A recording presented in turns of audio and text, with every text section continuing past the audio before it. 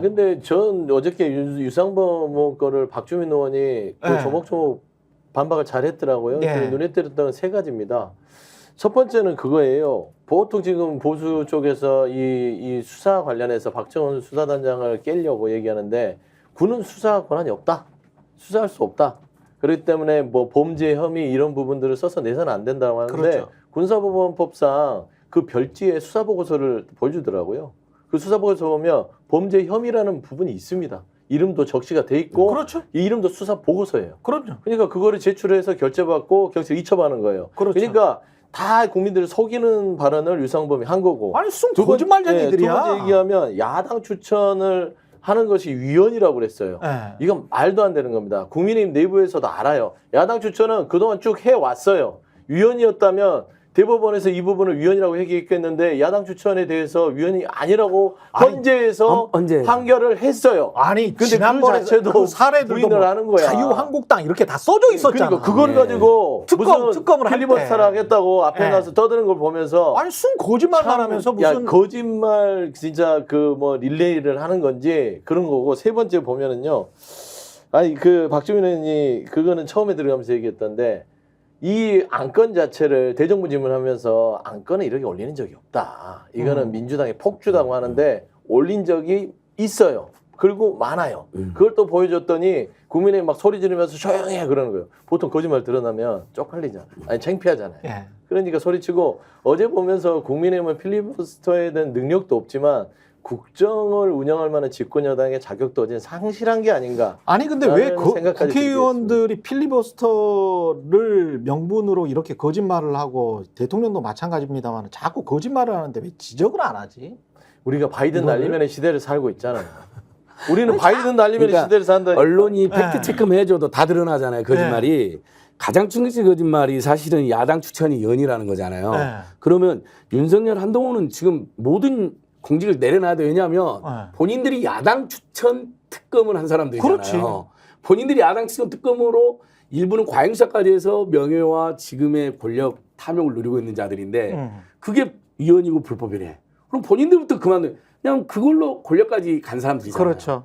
제일 큰 거짓말이죠. 그 부분이. 근데 이제 보수 언론에서는 이런 지적 잘 안 하는데 예를 들면은 다른 언론에서는 지적을 사실 때마다 했습니다. 사실 이게 그래서 심지어는 표까지 그렸어요. 어느 특검에서 누가 추천했느냐. 그렇죠. 대한변협 이때는 대한변협이 추천했고 이때는 대법원장이 추천했고 이때는 야당이 추천했고 그렇죠. 대통령이 연루됐거나 연루될 것으로 의심되는 사건은 다 야당이 추천했어요. 그렇죠. 박근혜 국정농단, 예. 그다음에 무슨 뭐 드루킹 특검, 예. 그전에 이제 이명박 사저 예. 다 야당이 추천했고 그리고 성과가 난 특검은 어떤 특검이었느냐? 야당이 추천한 특검에서 성과가 났다. 맞아요. 기사를 몇 번을 수차례 이 앞에서 하는 스콕스라는 프로그램에서도 그 기사들을 매일 소개를 해드리면서 이렇다, 이 거짓말하지 마라. 근데 이런 기사를 맨날 써도 국민의힘 의원들이나 계속 거짓말을 또는 해. 방송에 심지어 방송에 보수 패널이다라고 나오시는 분들이 있잖아요. 예. 똑같은 얘기를 또 합니다. 아니 근데 왜 이렇게 계속 거짓말을 하는 자들을 가만 놔두지? 그러니까 이게 미국 정치처럼 이렇게 더럽게 되는 거예요. 트럼프처럼 계속 거짓말을 하는 자들 있잖아요. 이번에 저 트럼프하고 바이든하고 토론회 할 때도 계속 지적했던 게 CNN의 토론 방식에 굉장히 문제가 크다. 하면서 거짓말을 수십 번 하는데 바이든도 한 9번 했더라고요.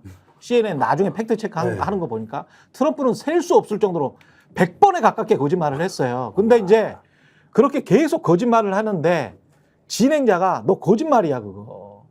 그리고 지금 우리가 팩트 체크를 해보니까 뉴스룸에서 팩트 체크 해보니까 너 거짓말이니까 바로 고쳐. 아니면 우리는 이렇게 팩트는 이거라고 지금 정정을 해드립니다. 라고 말도 못하도록 진행 방식을 바꿔버렸더라고. 그래가지고 미국 언론으로부터 굉장히 많은 비난을 받았거든요. CNN 이번에 굉장히 잘못했다고.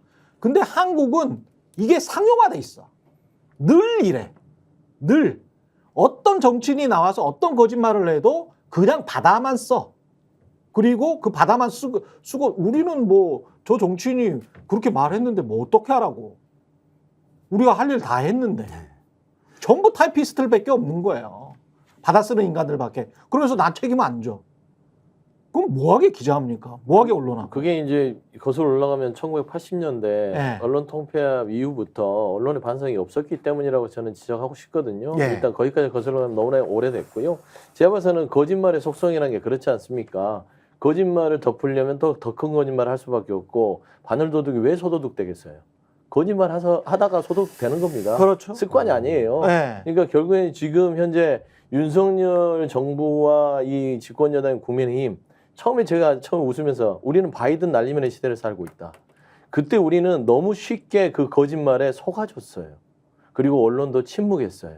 그리고 좀 따지고 보면 강하게 얘기하면 비굴했다. 바이든 날리면이 말이 됩니까? 그걸 한번 용인해 주니까 얘들이 국민들이 이 정도 밀어제끼고 우겨대고 압박하면 통하는구나. 그러니까 지금 제 생각에는 이 거짓말의 전국까지 한번 가보겠다라는 배짱을 부리고 있다. 이게 근데 바이든 이제 날리면 말씀하세요. 언론이 예.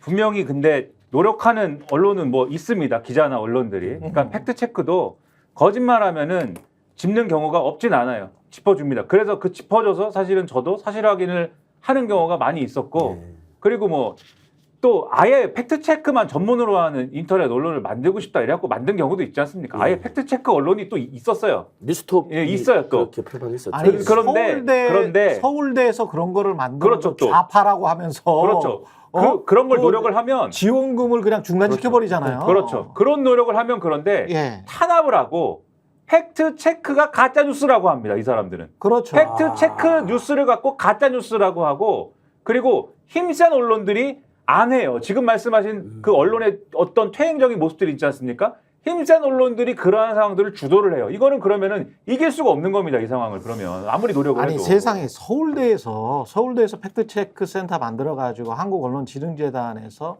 뉴스타파하고도 한번 같이 한 적이 있고 여러 언론사들이랑 같이 했었거든요.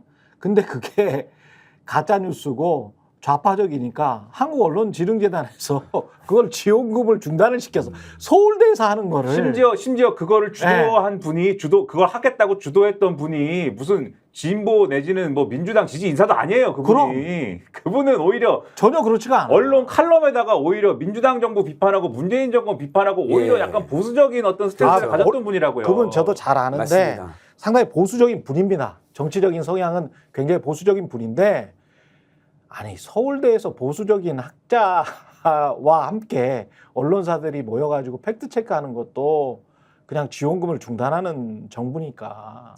그러니까 그래서 제가 예. 아까 그 김재섭 글 조금만 더 저도 설명을 하면 예. 사실 김재섭이 이렇게 글을 썼으면 사실 이것도 기자들이 팩트 체크를 해줘야 돼요. 그렇죠. 1심 재판을 6개월로 줄인 점 충격 노결죄에서 제가 그래도 옛날에 법학을 전공해갖고 아리까리 법학을- 했는데 생각해보니까 같이 찾아왔어요. 왜냐면 네. 저도 또 틀리면 안 되니까. 예. 형사재판 기한이 법에 1심은 6개월 안 하게 되어 있어요. 그러니까 그러니까 그냥 한 거네. 이게 왜 충격적이고 노골적입니까? 아니, 그러면- 법에 6개월이라 배어 있어요. 아니, 명시가. 법학을 전공하셨어요? 예. 아니 전 지금까지 무슨 시민운동을 전공하셨어요. 아닙니다. 그리고 근데 놀라운 거 하나만 제가 중간에 끊어서 말씀드릴게요. 괜찮습니다. 재밌습니다. 김재섭 의원 전공은 뭡니까? 김재섭 전공 뭐예요? 제가 알기로 법학입니다. 아, 법학이에요. 오. 예. 그리고 그래서 형사재판 공부를 덜 했구나. 형사재판 평균 기간도 찾아봤어요. 제가 예. 185일이에요. 예. 딱 6개월 맞잖아요. 그러네. 근데 이제 평균 그 정도밖에 안 후이시 걸린다. 규정이어서 그걸 지나친 경우 있어. 특히 권력자들은 재판이 길어져서 문제가 되잖아요. 이게 왜? 그러니까 이 아니 사람은 그리고 이런 재판은 빨리빨리 해야지 국민들이 혼란이 덜하지. 맞습니다. 이걸 지금 대통령과 혹시 연관이 됐을 수도 있는 재판인데 우리는 됐다는 얘기는 안 해. 근데 됐을 수도 있는 재판인데 그거 빨리빨리 해줘야지 우리가 판단을 하고 헌정 질서가 유지가 되는 거죠. 아니 이거를 뭐 2년, 상식적으로 3년, 2년, 3년 상식적으로 늦게 해서 문제지 빨리 해서 문제니까. 예, 그렇지. 국민들은 안 빨리 됩니다. 재판을 판결해 주기를 바라는 게 상식인데 네. 빨리 해준다면 고마워해야죠. 그렇죠. 그렇지 않습니까? 그럼 특히- 대통령 임기 후까지 하라고 예. 이거를? 그러니까 특히 이 사람 또 뭐가 뭐냐면 특히 참사의 피해자들이나 네. 권력형 어떤 그 비리의 피해자들은 기간이 길면 길어질수록 고통이 너무 커집니다. 지연된 그렇죠. 정이 아니란 말이죠. 그렇죠. 그러니까 가급적 기소도 재판도 빨리 하는 게 맞습니다. 그래서 차라리 지적을 하면 그럼 부실할 수 있다라고 우려를 하는 건 맞는데 그게 아니라 그냥 감옥에 집어넣지 않니 누군가를 빨리. 그러니까 아니 누군가가 빨리 잘못 있으면 빨리 감옥에 갈 사람 가면 되는 이 사람들이 거죠. 굉장히 좀 겁을 먹었구나. 네. 겁을 먹었고 아 이렇게 되면 대통령이 감옥에 갈 수도 있다. 그럴 만한 정황이다.